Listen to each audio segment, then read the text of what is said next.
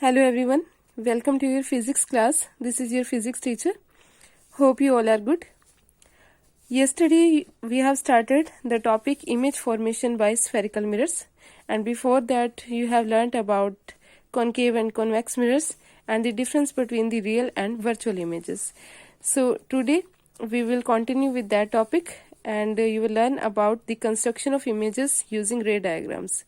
So in order to obtain the ray diagrams, I have told you that we have to consider some rays of light, and these are the cases that we can take, or simply these are the 4 rays of light that we can draw, and with the help of this we can find out the images found by the concave mirrors and the convex mirrors. So in order to obtain nature of the image found by the spherical mirrors, any two of the following rays can be considered. The first one is a ray traveling parallel to the principal axis. This is the principal axis which is passing through the center of curvature and pole of the curved mirror, that can be concave mirror or the convex mirror. And the second is a ray passing through the principal focus, a ray passing through the principal focus. Third one, a ray passing through the center of curvature. This is the third one which is passing through the center of curvature, or simply we can say that falls on the mirror perpendicularly, because which falls on the mirror perpendicularly, it retraces its path. So we can say that a ray which is passing through the center of curvature is normal to the curved mirror or the curved surface. Then fourth one is a ray incident at the pole of the mirror, a ray incident at the pole of the mirror like this. So now we will discuss about these ray diagrams. So firstly, depending on the path of the incident ray, the path of the reflected rays will also vary. That means, for example, if the incident ray is parallel to the principal axis, then it will be reflected along this direction. Similarly, if it is passing through the focus, this is the incident ray, and it will be reflected parallel to the principal axis, and in this case the ray of light or the ray will retrace its path. It will retrace its path. So the first case is when a ray that is traveling parallel to the principal axis bounces off the mirror, and it either travels through the principal focus or appears to travel through the principal focus. So how it travels through the principal focus or appears to travel through the principal focus after reflection, we can see in case of concave mirror as well as in convex mirror. So you can see here that this is the incident ray, a ray which is traveling parallel or which is coming parallel to the principal axis. It falls on the reflecting surface of this convex mirror, and then it gets reflected in this direction. So when we redraw it or when we draw it back, then the ray will appear to pass through the focus. So we can see a ray of light which is falling or which is coming parallel to the principal axis. After reflection, it will appear to pass through the focus. In convex mirror, it will appear to pass through the focus. But in case of concave mirror, if a ray of light is coming parallel to principal axis, then after reflection, it will pass through the principal focus. So in this case, it appears to pass through the principal focus, but in this case, or in case of concave mirror, the ray of light after reflection actually passes through the principal focus. So next is the second case, a ray of light passing through the principal focus in case of a concave mirror, or appearing to pass through along the principal focus in case of a convex mirror after reflection, travels parallel to the principal axis. The summary is that whenever a ray of light is coming passing through the focus, then after reflection it will travel parallel to the principal axis. Here in this case also it is coming in this direction, and after reflection it will travel along the principal axis. It will travel parallel to the principal axis. So here you can see this is the concave mirror and this is the convex mirror. This is the incident ray which is passing through the principal focus or which is coming to pass through the principal focus, and after reflection it will go parallel to the principal axis. Now in this case same thing is there, that whenever a ray of light is appearing to pass through the principal focus, here we can draw this line backward, and it appears to pass through the principal focus, and after reflection it will pass or it will travel parallel to the principal axis. Then the third one is a ray passing through the center of curvature or approaching towards the center of curvature. This is for concave mirror and this is for convex mirror, approaching towards the center of curvature. After reflection will be reflected back along the same path without deviation. So as I have told you that whenever a ray of light is coming from an object and it is passing through the center of curvature, then after reflection it will retrace its path, means it will back along the same path without any deviation. So this is in case of concave mirror, and similarly in the convex mirror, when it appears to approach towards the center of curvature, then after reflection it will reflected back along the same path. It appears to pass, or it appears to be approaching towards the center of curvature, because in this case we have virtually drawn this line so as to represent that it is approaching the center of curvature, and after reflection from this surface it will retrace its path. So the rays of light in case of concave mirror passes through the center of curvature and returns along the same path and after reflection, and in case of a convex mirror the ray appears to pass through the center of curvature, which again retraces its path after reflection.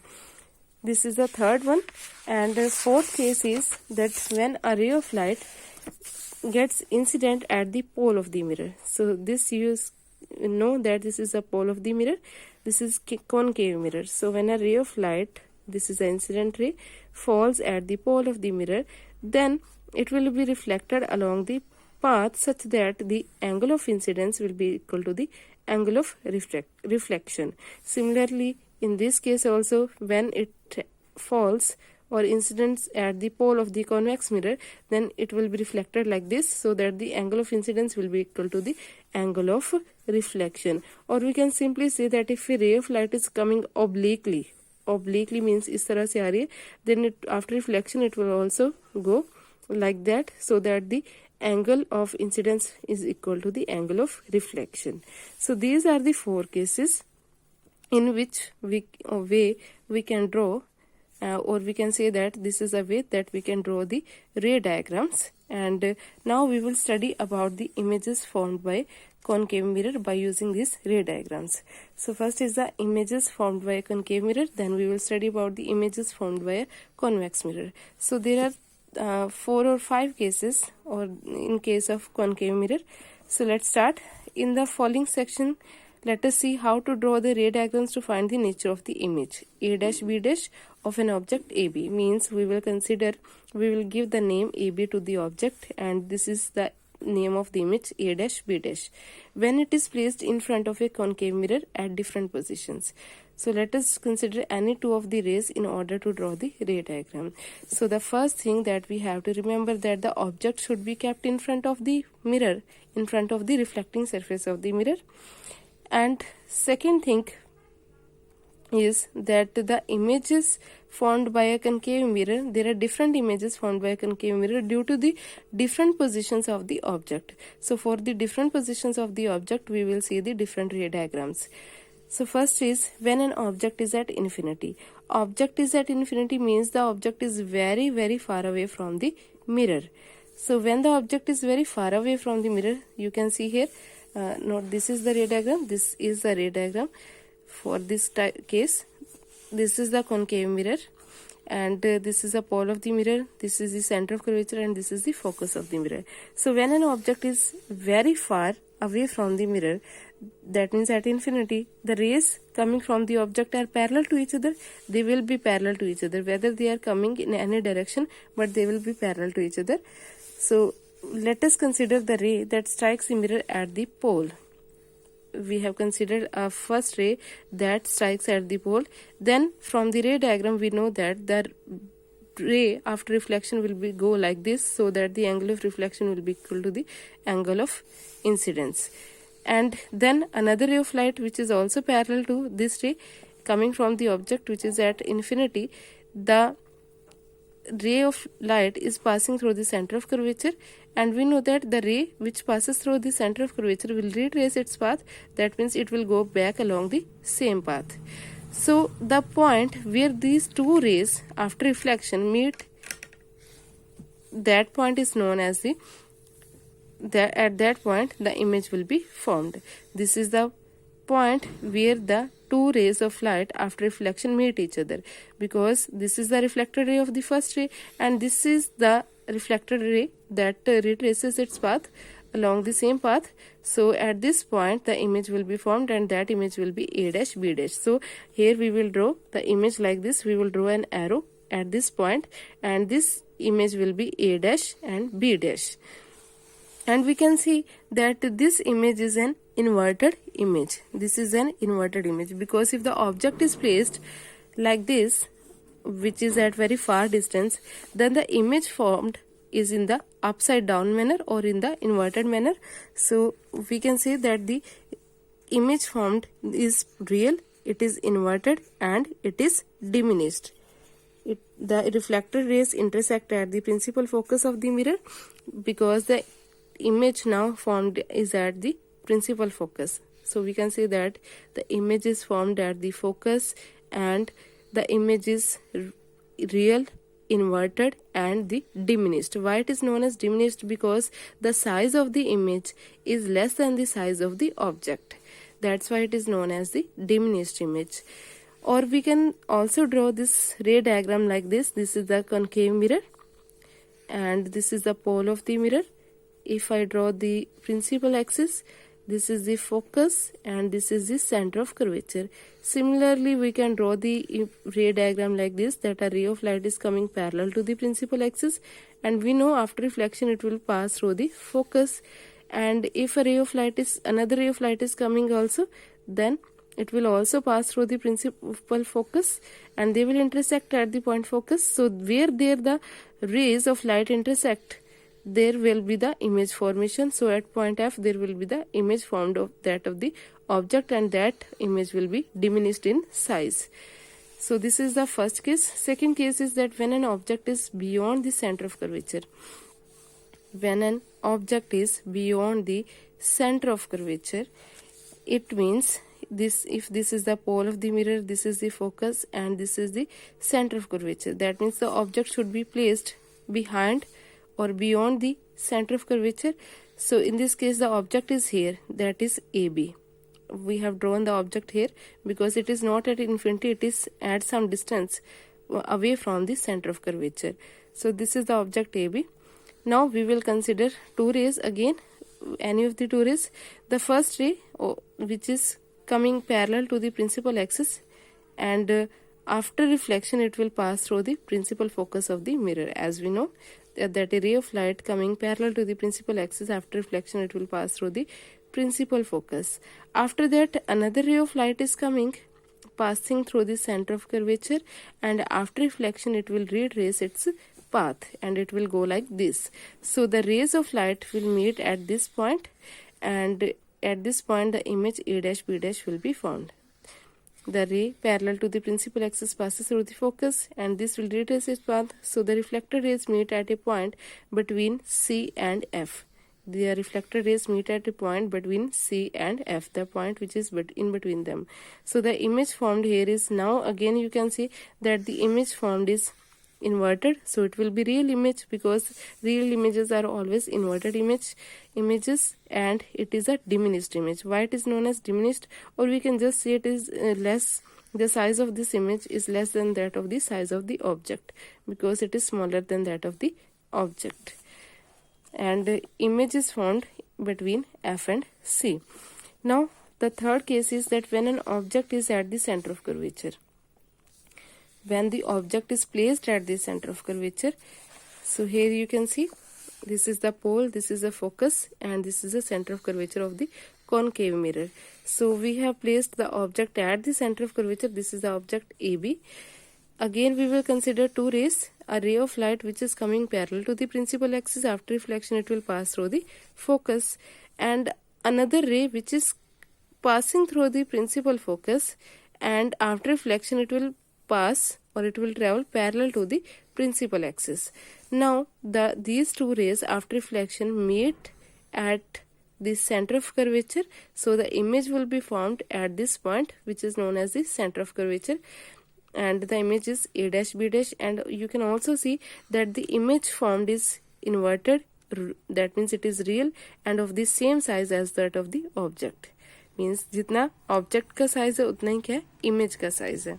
So after reflection they intersect at the centre of curvature and the image is inverted real and of the same size as that of the object. Now next is the fourth case, when an object is placed in between the center of curvature and the principal focus.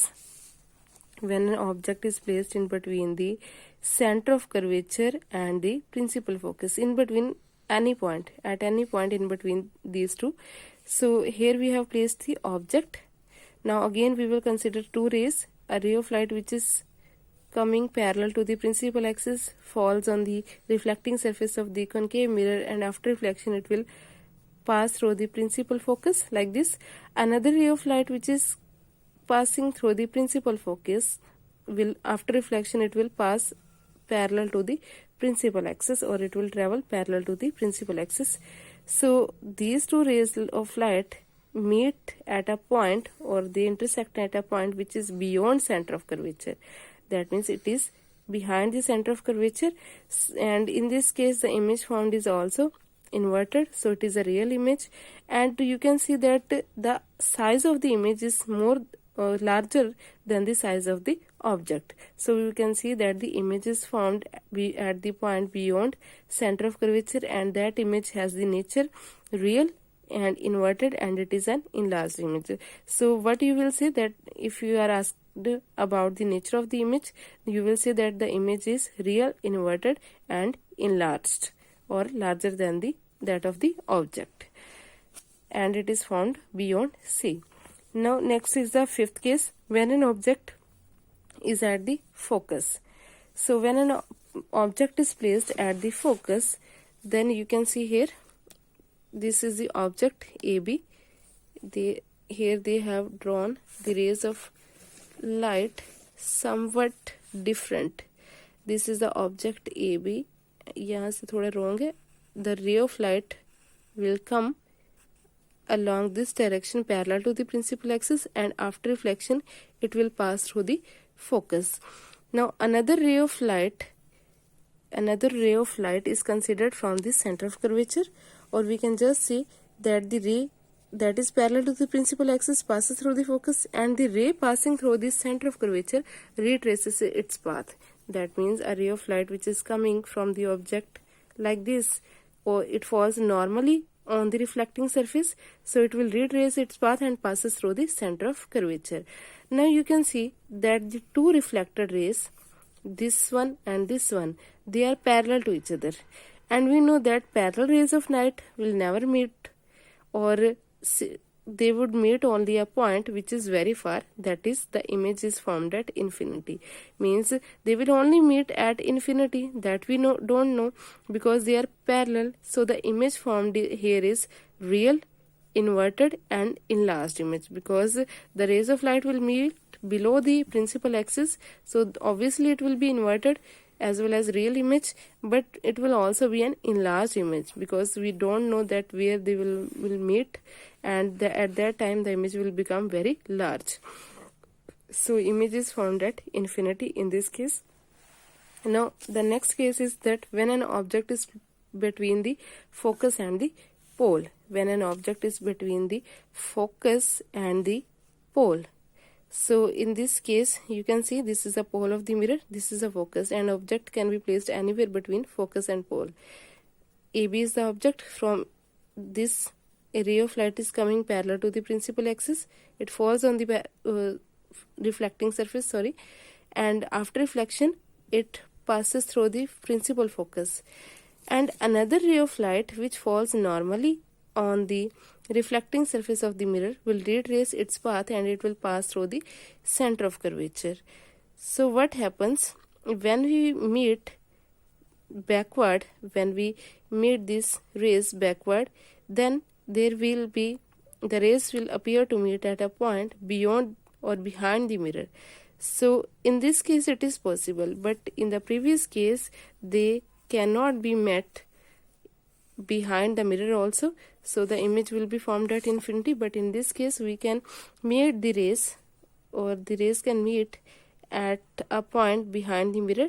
So due to this, a virtual and erect image will be formed, and which is enlarged that of the object, because the rays are not actually meeting, but they are drawn or extended backwards, and the image is on the same side, that is, it is erect image, and so it is virtual image, and it is larger than the size of the object.